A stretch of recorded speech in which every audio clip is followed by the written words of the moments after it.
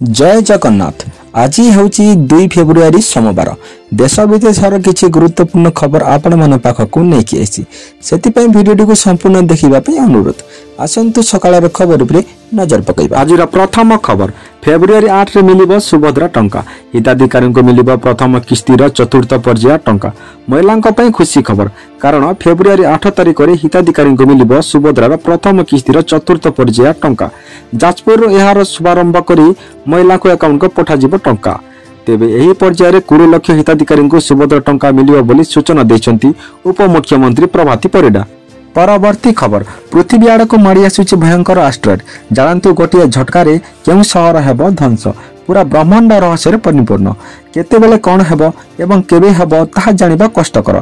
तथापि अनेक वैज्ञानिक एहार उपरे गवेषणा करी रखिछंती। किंतु आज आमे आपनकु एपरि एक प्राकृतिक विपर्यय विषय कहबाकू जाउछु जहा धीरे धीरे पृथ्वी आड़ को माड़ी आसुची। आज्ञा हाँ, वैज्ञानिक माने आशंका करिसंती जे आगामी समय यह पृथ्वीर विनाश करिपारे। वर्तमान पुणी एक एस्ट्रॉइड पृथ्वी आड़ को माड़ी आसुची। वैज्ञानिक माने यार ना 2024 YR4 नाम दैछंती। कुआ जायछि जे 2032 रे एही एस्ट्रॉइड पृथ्वी सहित धक्का हेबार संभावना रहिछि। संयुक्त अरब एमिरेट रे ज्योतिर्विज्ञानी मध्ये एही एस्ट्रॉइड को पृथ्वी आड़ को गति करुथिबार देखिछंती।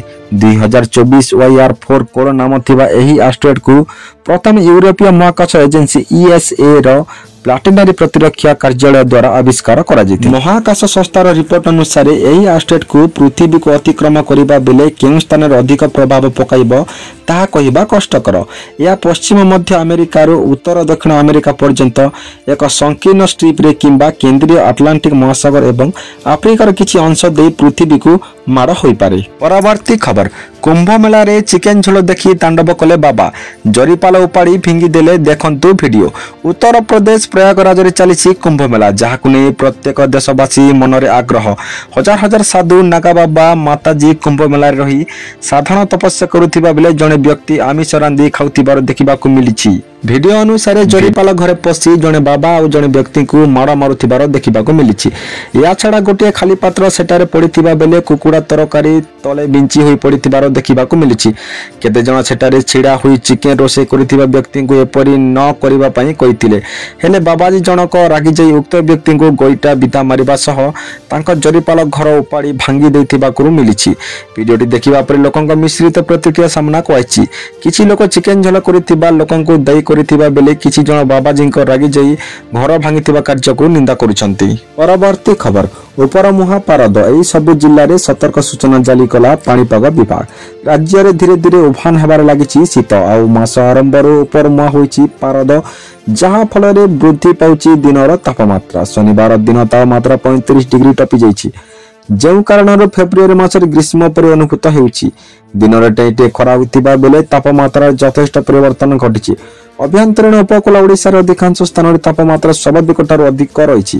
भुवनेश्वर आंचलिक पाणीपाग विज्ञान केन्द्र सूचना अनुसार दिनक तापमात्रा 3 डिग्री अधिक बढ़िछि। तेबे शनिवार पार्लाखीमुंडी राज्य रे सर्वाधिक तापमात्रा 35.6 डिग्री रेकर्ड करा जैतिबा बेले झारसुगुड़ा रे 35.2 डिग्री, बलांगीर रे 35 डिग्री, संबलपुर रे 34.7 डिग्री, हीराकुद रे 34.7 डिग्री, भवानीपाटना रे 34 डिग्री सेल्सियस रहितिले। पुरी रे राति तापमात्रा सर्वाधिक 24.2 डिग्री रहितिला। से बेले राज्य रे सर्वनिम्न तापमात्रा 15 डिग्री रेकर्ड करा जायछि। अन्य पक्ष रे उपकूल ओडिसा रे कुहुडी जारी रहिछि। घन कुहुडी जनजीवन को प्रभावित करिछि। आसंता 2 दिन पई घन कुहुडी जारी रहिबो। से आंचलिक पाणीपाग विज्ञान केन्द्र पक्षरु 7 जिल्ला को येलो वार्निंग जारी करा जायछि।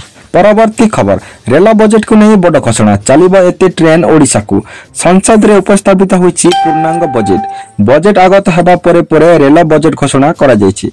केंद्र अर्थमंत्री निर्मला सीतारमण संसद रे बजेट उपस्थापन करथिले और यार किछि समय परे रेल बजेट घोषणा करा जायछि।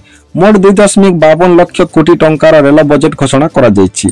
केंद्र रेल मंत्री अश्विनी वैष्णव रेल बजेट घोषणा करिसेंती। एथर रेल बजेट रे विशेष करी यात्री निरापत्ता और विद्युतकरण उपरे फोकस करा जायछि।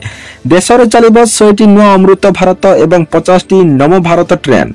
सेही बलिया 200टी वंदे भारत ट्रेन गड़िबा नै निष्पत्ति निया जायछि रेलवे विभाग रे।